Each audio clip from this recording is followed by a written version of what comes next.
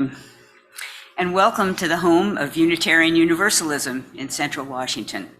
My name is Chris Rader. I'll be your celebrant this morning. If you are a visitor today, we are so glad you're here. We welcome every person of goodwill, just as you are. Whatever body you inhabit, whoever you love, whatever your age, you're welcome here. We invite everyone to join us for coffee, treats, and conversation after the service, both in person or on Zoom. For the folks on Zoom, you'll find the order of service and the song lyrics in the chat. Owen Barnes is our Zoom host today. Our fellowship is located on the ancestral homeland of the Pasquosa. For thousands of years, the Pasquosa have been stewards of this land, fishing, hunting, gathering plants for medicine and food, and practicing cultural traditions. The Pasquosa still live here. We acknowledge that their land has been taken over because the U.S. government broke treaty obligations and carelessly allowed uninvited white colonizers to settle here. We stand alongside our indigenous neighbors as they continue their traditions and seek to have all their rights recognized. We acknowledge our shared responsibility to sustain right relationships with each other and the land. For more on this subject, please visit our website, cascadeuu.org, under the Welcome tab. This is the time in our service when we light a sacred flame, a symbol of truth and inspiration and connection of our congregation gathered in principles and faith. If you at home have your chalice with you, please join me now in lighting it. And here in the sanctuary, we will speak these lighting words in unison, found in your order of service or on the screen. In the light of truth and the warmth of love, we gather to seek and seek to share. We have two brief quotes to center ourselves today. The first is from Stephen Charlson, a Native American elder and retired Episcopalian bishop. Even a single soul can bring light to the world. One faithful soul, one loving heart can turn life from sorrow to singing. It can heal even the deepest rift. It can restore faith or hope in the imagination of millions. I want to be such a soul. I want to be a source of the sacred, a sign of renewal, an invitation others can embrace and make their own. I am not anything but me as I am, but even a single soul can bring light into the world. And second, from Michael Meade, when the world becomes darker, the inner light of the soul becomes more important. The light we discover in our own depths is a speck of the original star, a spark of life that connects us to each other and to the soul of the world. When the light of the soul grows within us, it also contributes light to the world. For our speaker today, we are pleased to welcome Jamie Campbell. For Jamie, people matter. She and her husband, Jason, were invited to live in the native village of Kluckwan, Alaska, where she pastored for 4 years. In that time, they developed relationships and friendships within the community, which led to an opportunity to apologize to the Kluckwan people for the church's assimilation practices. Jamie also worked to gift the church deed and ownership back to the Kluckwan people, so now the church could govern itself. In their time in the village, both Jamie and Jason were adopted into the clans and families in the village and continue to be in relationship with community, even though they live in Rock Island now. We have a photo of the village of Kluckwan, and soon Darius will show a photo that Jamie took of the church that she served there. So welcome, Jamie.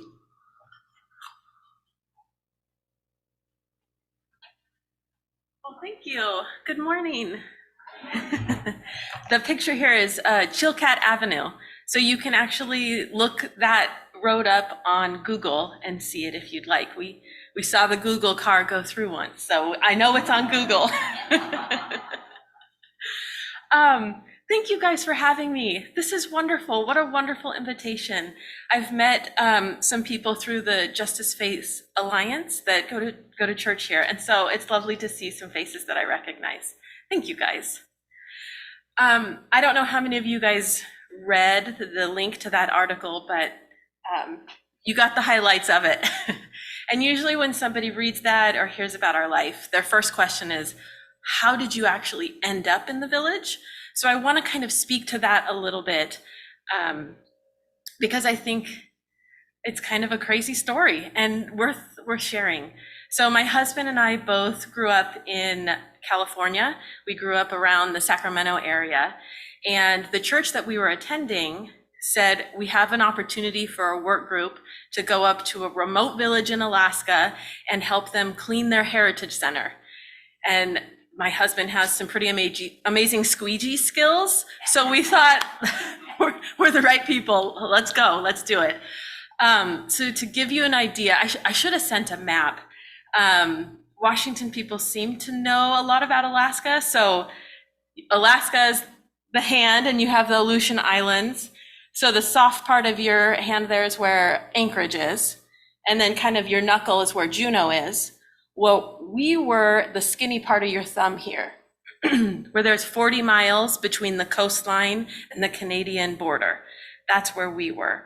So a lot of cruise ships go through and they go to Skagway.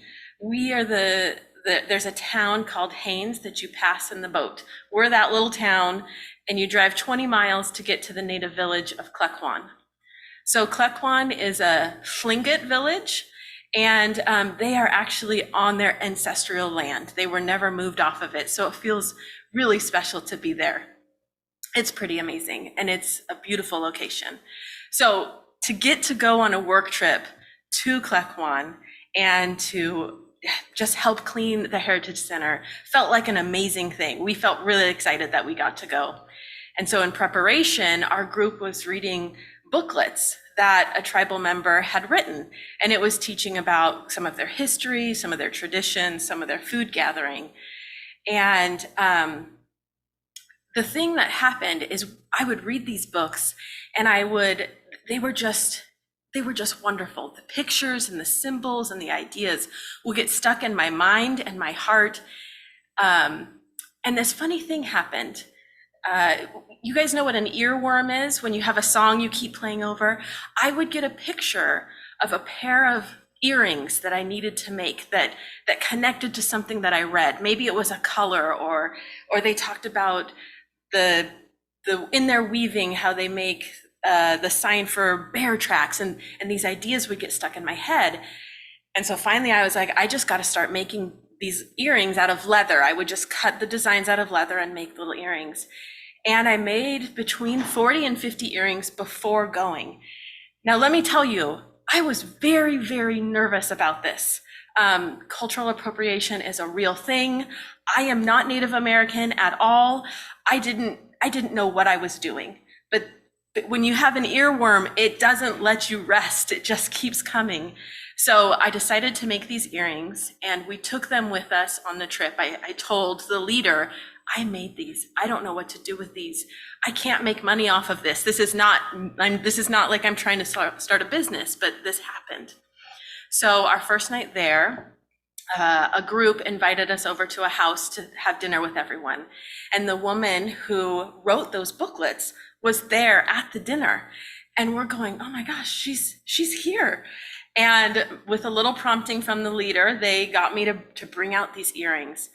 Let me tell you, there is no level of nerves that I can explain how scary it was to bring these out. They had every right to be angry at me if this was inappropriate. And so I bring out the earrings, and I just tell them, kind of like I told you, that I read her words and her symbolism, her meanings, the things she was talking about felt deep in my soul. And so I made these, and I don't know what to do with them.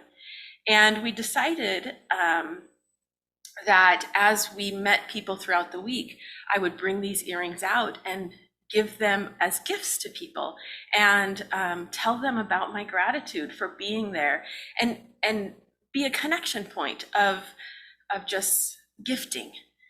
Now, this was a really interesting thing that I stumbled upon. I didn't know much about Native culture, and especially this Native culture. And so there was something really amazing that I was recognizing about myself, but also about the culture that we were interacting in. Gift giving is a cultural pillar in the Tlingit people's lives. And I did not realize that. Gift giving is not just something that happens at Christmas or on a birthday. Gift giving connects people between food and goods, and the social network is connected through gift giving. And even human and the spiritual world is connected through gift giving. So I want to be a little bit careful to talk more about gift giving with reverence that this is my opinion. I am not an expert on the Tlingit people. And so if you know someone who's Tlingit and they correct you, they are probably right. But gifts, my life was transformed in seeing what a gift could mean in Clackawan. They talked about in older times and traditional times, when you're traveling and you're coming upon someone else's village, you would announce yourself through song, and the song was a gift. The song was an offering to them. They talked about the importance of oratory. A story can be a gift. One of the things that impacted me the most was when someone has a death in the community, you mourn that death for 1 year. And at that 1 year point, you have a celebration. In Tlingit, it's called a CUUF. Many people have heard the term potlatch. Some people, there's other terms, but in Clackawan, it's called a CUUF. And so the whole purpose of that 1 year party is celebration and gift giving. I have never in my life connected grief with gift giving. Transformative for me, absolutely transformative. And so to stumble upon that in our first meeting was transformative for me. It helped me see myself better with recognizing my own limitations, and also recognize that something deeper and amazing was happening. So I want to do a little bit of a pivot because I want to bring kind of these ideas into our own world and relationship and kind of what we know. So I have just a silly question for you guys. Has anyone heard of the Pantone color of the year? Is that something people are familiar with? Okay, just out of curiosity, does anybody know what the color of the year is for 2024? Do you know? I saw an eager hand. Say it again. It's a peach, yeah. Yeah, peach fizz, that's right. I am amazed at you guys. Good job, like pat on the back for that. Yeah. So I looked it up because it's just an interesting thing, a dynamic about perspective, thinking about how someone could choose a color of the year. And this is what Pantone says about peach fizz, excuse me. It captures our desire to nurture ourselves and others. It's a very gentle peach tone that embraces spiritual enrichment of mind, body, and soul. What a beautiful idea. What a beautiful color. So I want to push into this idea of color a little bit and do a little experiment with you guys. You don't have to do anything crazy, but it is a little bit interactive. And so I want to think about our own perspective of things. And I want to just play around with what we see as a community as maybe what our favorite color is. Okay, so just for the scope of this little interactive thing, we're going to keep the colors of the rainbow. So red, orange, yellow, green, blue, purple. Sorry, no peach fuzz on this, unless you really, really want it. But I want to have a couple of people guess what do you think this community's favorite color is? Any guesses?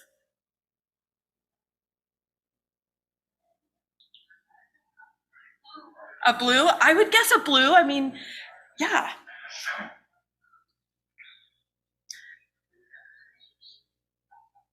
Do we want to keep blue or do we want a second guess just in case? A green? I heard green. Okay.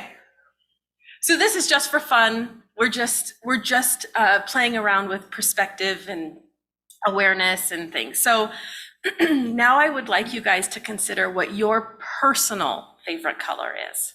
So again, we're keeping in the red, orange, yellow, green, blue, purple.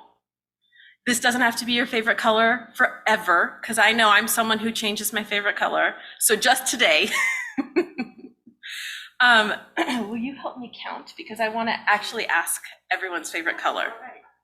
So if your favorite color is red, can you guys raise your hand for me?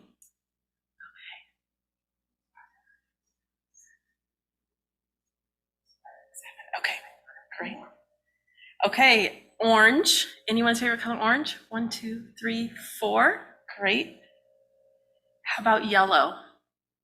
I saw a fast hand there. I see 4 as well. Okay. Green?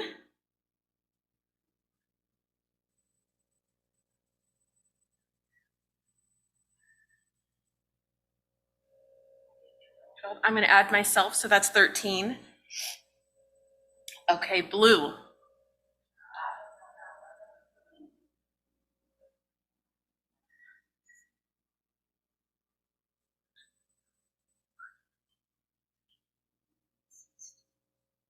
Okay, I got closer to 20. Should we meet in the middle? Let's do it again.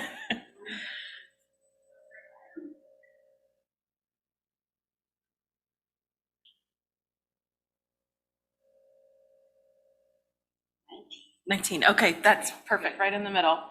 Okay, and purple, who held out?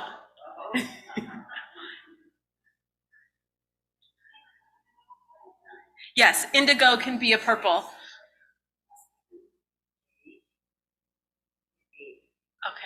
Okay, we'll do 8. Anybody abstain? Yeah, did anyone choose not to have a favorite color today? That's okay. One, none? Okay. He likes black. All the colors. Oh, thank you for adding that in. Okay, so that makes purple 9, and that brings blue up to 20. Okay, so this is just for fun. It really makes no consequence what favorite colors are. But our top favorite color was in fact blue, which you guys guessed.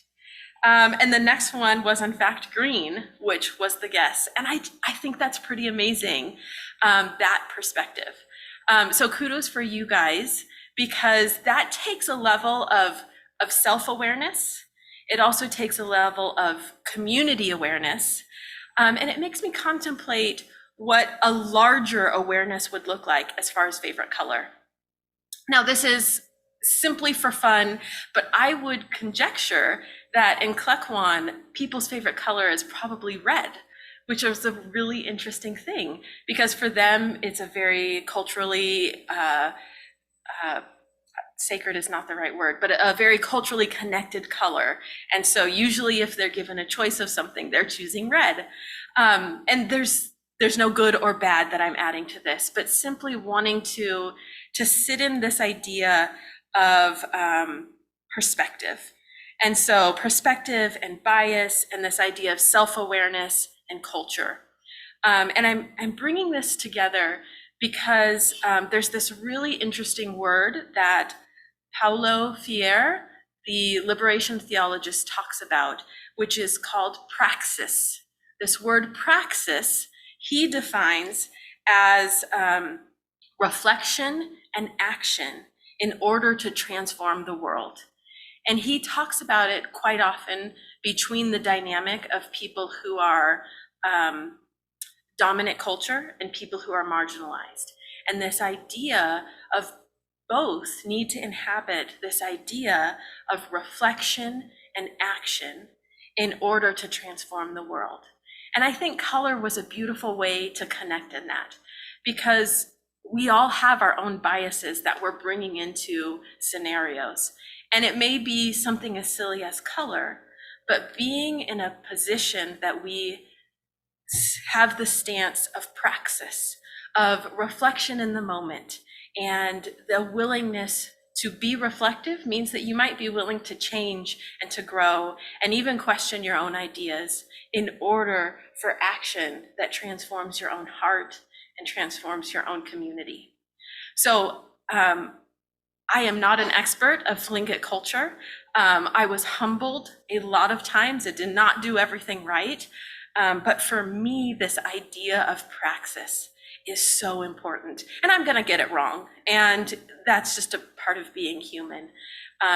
But I hear the heart of this church saying they want to be friends and allies in Native culture and marginalized places.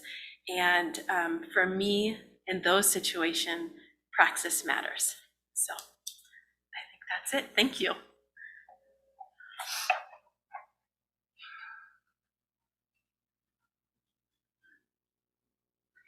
Thank you, Jamie. May peace, compassion, light, and fellowship inspire us all in this new year. And now, as we extinguish our chalice, please join with me in saying the words printed in your order of service or on the screen. We extinguish this flame, but not the light of truth, the warmth of community, or the fire of commitment. These we carry in our hearts until we are together again. And now let's form a circle around the outside, and we'll sing our very last Carry the Flame song.